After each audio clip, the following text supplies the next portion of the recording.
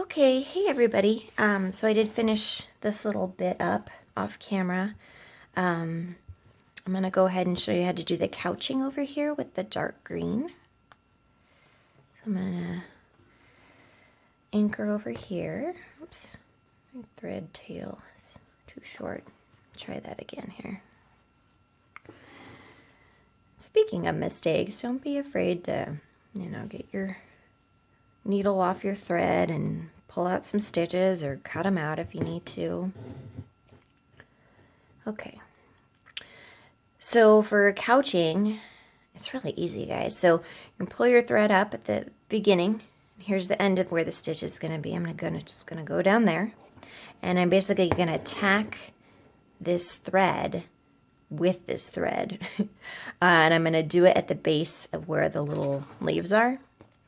So I'm keeping this kind of loose. See how I can kind of move it?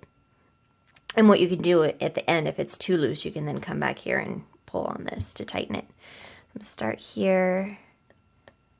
And it's cool because you can do the stitch with like different colors. So if you want to do your little tacking stitches with a different green or whatever, any color, you can. For this case, it's going to blend away. That's it. Boom. Pretty easy, huh? So you're going to do those couching for all of these kind of curved vines. So from there, I'm just going to move on to the swirly vine.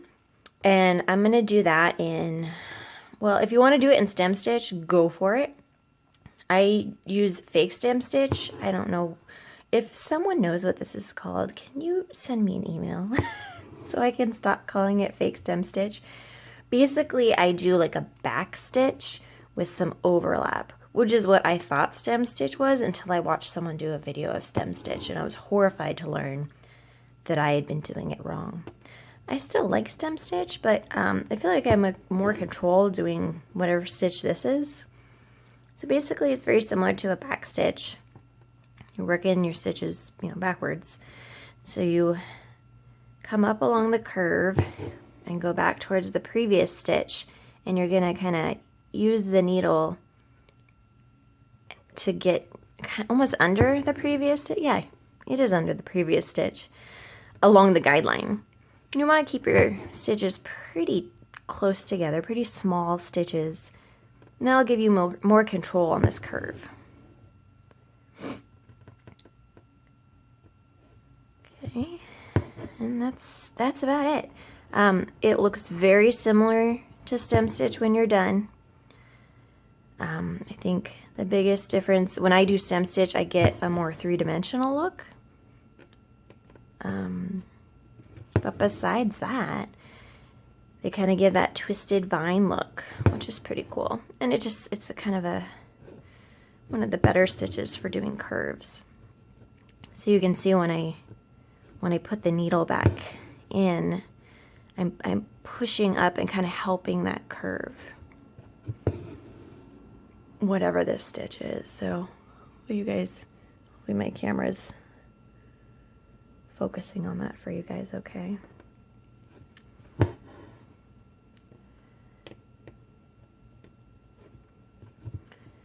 And that's that. Go to this leaf. Okay. Fake stem stitch, there you go. So I am going to just anchor this. Usually I would go on to the other side and do the curvy vine, but oh my gosh, come on. I'm trying to do kind of a speedy version here. Okay, so now we're gonna go ahead, I'll show you the leaves over here, which are detached chain stitch. And over here I do these little leaves in the same color. It's just like basically 3 straight stitches. Someone knows what that's called. I don't know. They're all just stitches. So for this one I like to start at the end up here. So we're gonna come up for the detached chain, come up. And this is another one of those stitches where I do it in 2 parts. Once again, there's the fancy people that can do it in 1 stitch. I guess I'll show you what that's supposed to look like. So you would go down back where you came through, and then you're gonna come up at the tip of the leaf. So that just is awkward for me. Obviously, you can see I'm struggling. Yeah, it's just, I'm having a hard time here, obviously. And then you pull through, and you work on that tension. Like, you can have it really kind of a puffy leaf, or you can pull it tighter and have it be more tight. Or pull it really tight, and it'll look like a straight line. Okay, so that's like the traditional detached chain. And see, like, I even did the angle not perfect. That's okay. I think I'll just leave it. But you want it to kind of follow along this curve, so it's a little bit, it's fine. It'll be fine. Doesn't have to be perfect. Goodness gracious. So the way I do it is I do it in 2 steps. So I go down. I'm like getting tangled in stuff I have. Why did I put this stuff here? Okay. So I do go back down like the other version, but you can see I'm already pulling through. I just leave this loop. And then I can kind of take my time here and kind of decide, do I want it angled way over here? No. You can obviously see my guidelines, but for me, it gives me a little more control. Plus, if I want like a really, really short one, I don't think I could do that. Or you can have it be really long. That obviously wouldn't make sense. So here we go. So I'm coming back up. And then it's the same thing with the tension, And when you're pulling up, you can kind of, if you need to fluff any of it or do anything with your needle and make the threads lay better. So I bought some of that Thread Heaven the other day, and I haven't even used it yet. I keep hearing things about it. Someone should tell me if they use it and if they like it. I hear great things. It's like one more thing to remember. It's literally sitting on my desk, open, next to my project. I just keep grabbing thread and not treating it. Okay, so I'm just doing more detached chain. So these are great, also known as Lazy Daisy if you do them in a circle. Fun little flowers to do. And this is also the same stitch that you're gonna do the petals around the roses. And they're pretty, and you can just kind of put them wherever, and if you need to hide. And that's why I started doing them, is like my woven wheel roses. They were kind of messy on the outside, so I used these to kind of hide any weirdness. So it's fun. Sometimes I'll do like these ones bigger and then go smaller, which I obviously didn't do this time. But you can change the shape of these. It's kind of fun. Anywho, moving on. I'll do the little stitches over here, these little leaves. So for the teeny tiny ones at the tip, I just do like a single stitch, single straight stitch. And then as I move away, I have more space to add. So this one's gonna be like a double. Oops. And then here we'll do the 3. Oops, my kitty. She thinks I should be doing things like petting her. She's over it. So what is this called? I don't even know. I'm just making like little leaves. Little triple leaves. Spiky leaves. In my the Delicate Roses pattern, I have the same vine. I can't remember what I called it in that pattern either. It's like when you make up words, it's good luck trying to remember what you called it. Okay, almost done here. I'm afraid I'm gonna lose this. It keeps slipping. So as I work, I kind of let it slide, obviously, to have access to the thread, but then you don't want to actually have it fall off while you're still stitching. Oops, looks like I got a friend there. To pull that out. Okay, and I'm coming back on this side. A few of them here. Looks like I'm going to run out of thread before I finish this. But I'm thinking you guys probably can see what I'm doing just fine. Actually, you know, I'll probably just go minimalist on this one and not have to come back. Like this pattern's super, like I do this pattern all the time and it's never exactly the same. And oftentimes it's for really lazy reasons like this. Like, oh, well, I'm out of thread. I guess this leaf only gets like 2 little prongs. You know, laziness at its finest. Okay. Let me trim that. So I'm going to show you a little bit of the lettering. Obviously don't want to do all of the letters. That would take forever. So I'm not going to use a full strand. You can, it's going to be thicker. And since I'm doing backstitch, it'll look kind of bumpier. So I think I'm just going to do 3 strands. So to separate, the safest way to do this would be to pull out 1 strand at a time to avoid any tangles. I'll show you the deviant way. So I make a Y and I hold the bottom of the Y and pull down like that. So you're kind of, what is the cat eating? Hey, what are you eating? Well, she swallowed it, whatever it was. Freaking cats. Okay. So we're just going to do backstitch for the letters. But you could do whatever. I mean, did I get that? No, I only got 2. You could do stem stitch, you could do chain stitch, you could do split stitch. There's a lot of options. So I'm going to do H. So I'm going to do the same thing with the anchoring since it doesn't really make sense to anchor on some other work I've done way up here. I'm just going to try to stitch over that as I go. And I love this quote. I hope you guys love it too. Like, feel free to use other quotes or to put names, anniversary dates, whatever. And when I asked for suggestions, a lot of people wanted, I can do hard things, which I think is a wonderful quote as well. And I actually, on my wall, I have, you can do hard things. The reason why I chose this one is I think it's so hard for us to ask for help, and we all need help. You know, we need help from each other. We don't go through this life alone. And I don't know, for me, it's a good reminder that I don't have to go through anything alone. You know, maybe I can't do something, but I can do it with your help. And there's nothing wrong with that. There's nothing weak about asking for help. So that's what part of this is about.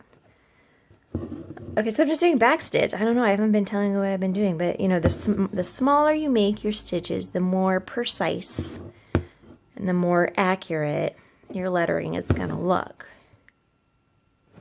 You can see on this it got kind of angular because I made my stitches kind of big there, so kind of go smaller. But yeah, I don't know what else to say. I'm just doing backstitch. Maybe I'll do the A. Screw it. You can see what I'm doing. Sorry for the language. Luckily I'm not dropping any F-bombs or anything. Okay, I'm just gonna stop there so we can get to some more fun stuff. Okay, so let's see. For the flowers we're doing, here's all my flower colors. I didn't have these ready to go, but we're gonna let's do hot pink right here. So this color is just wild. I love it.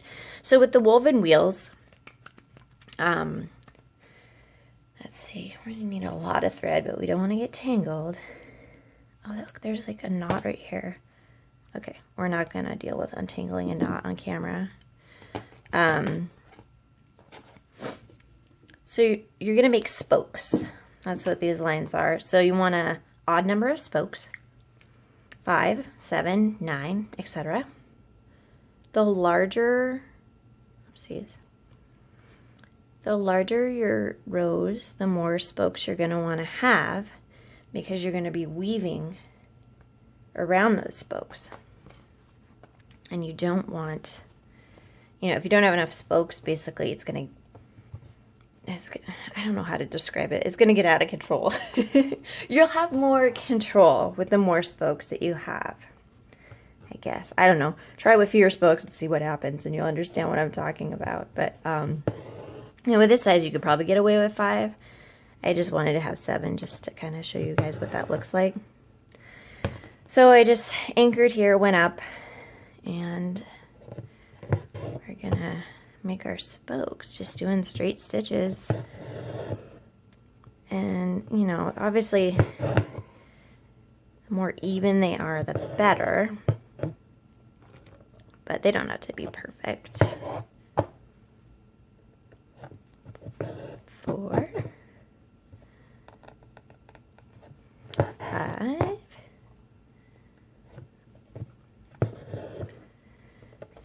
6,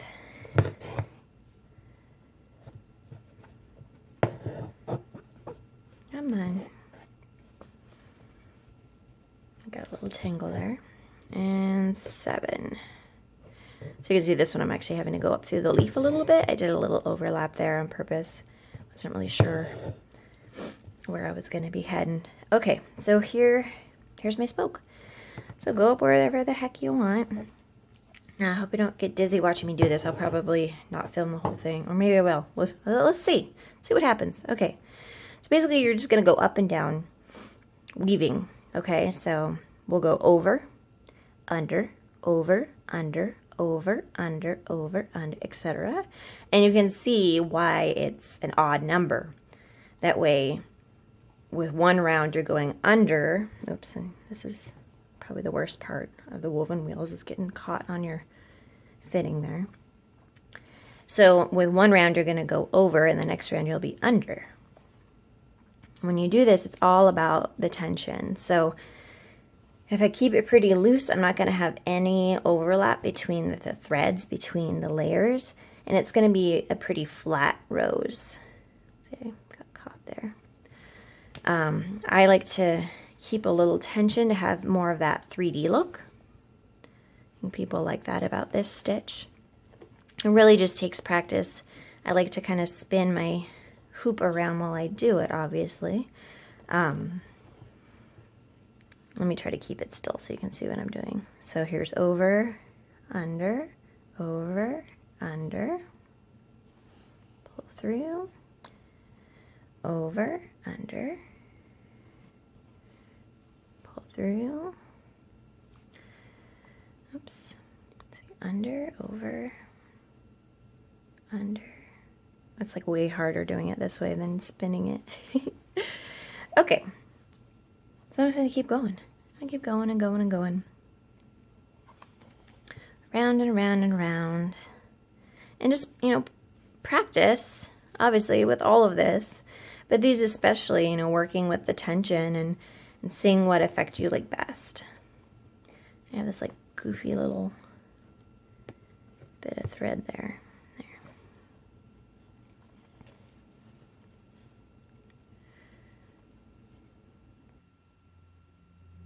Okay guys, so I magically did a bunch of this.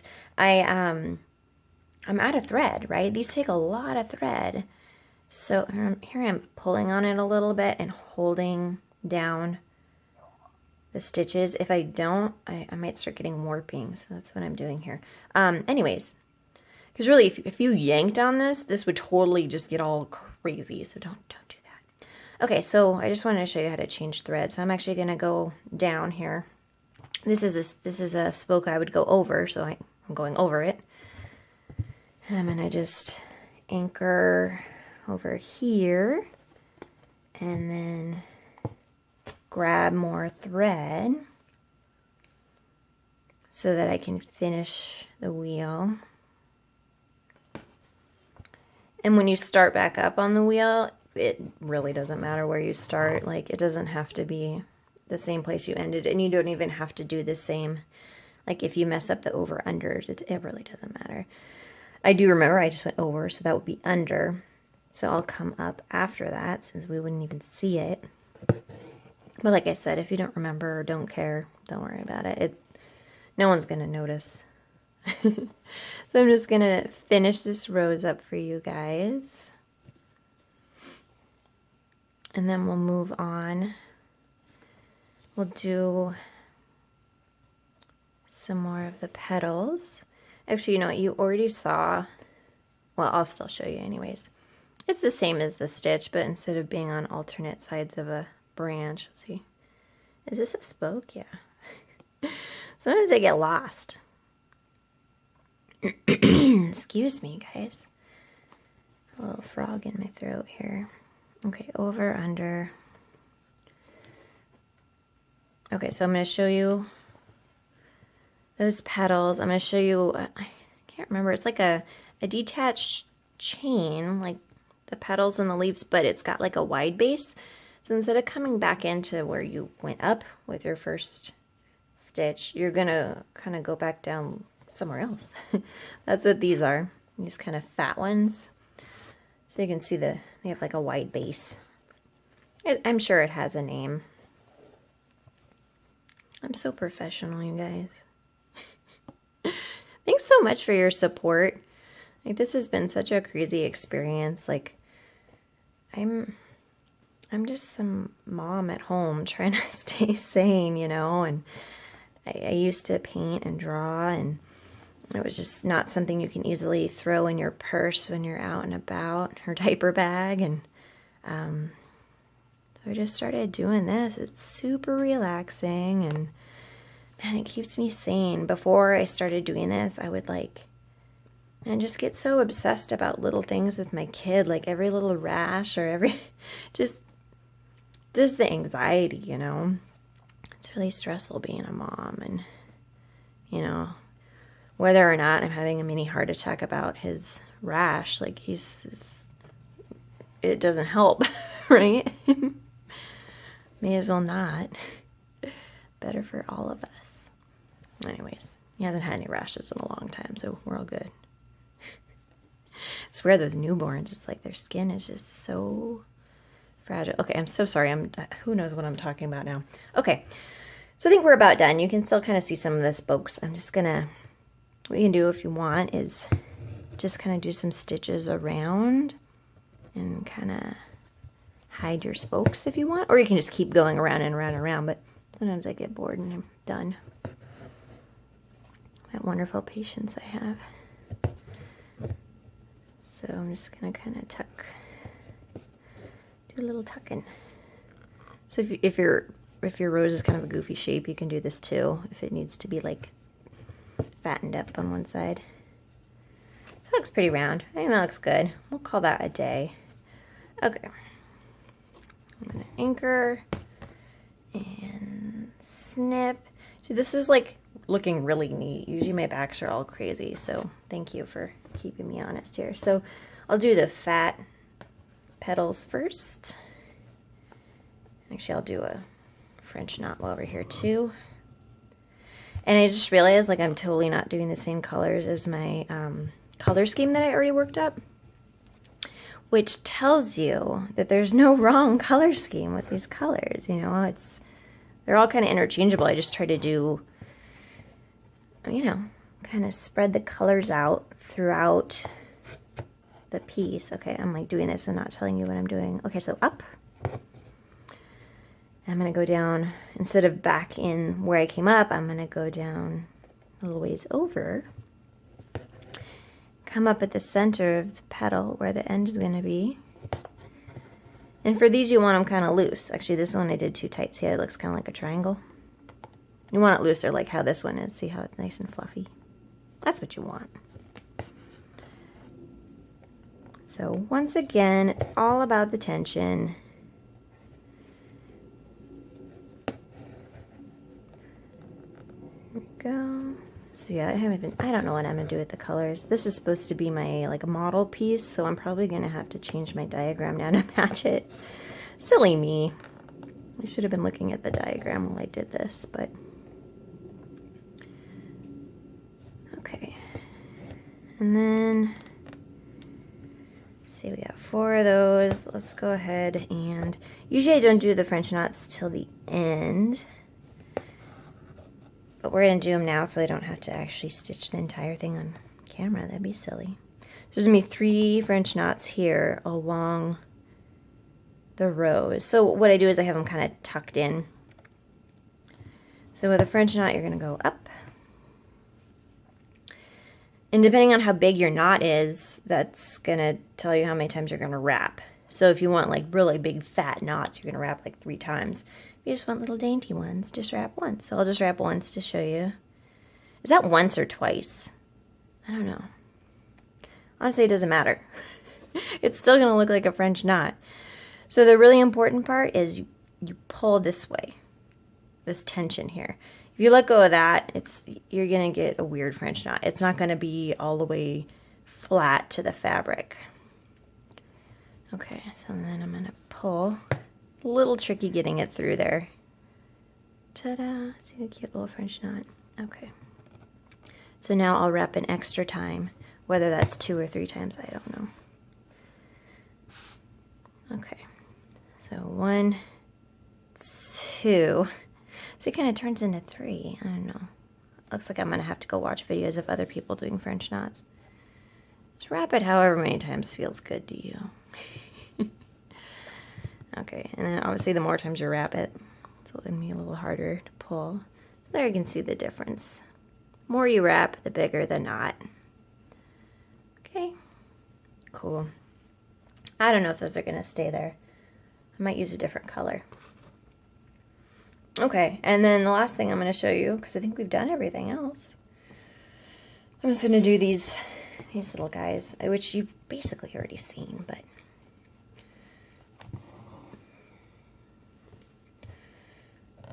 So I kind of mess around with angles a bit on this to give them some flair.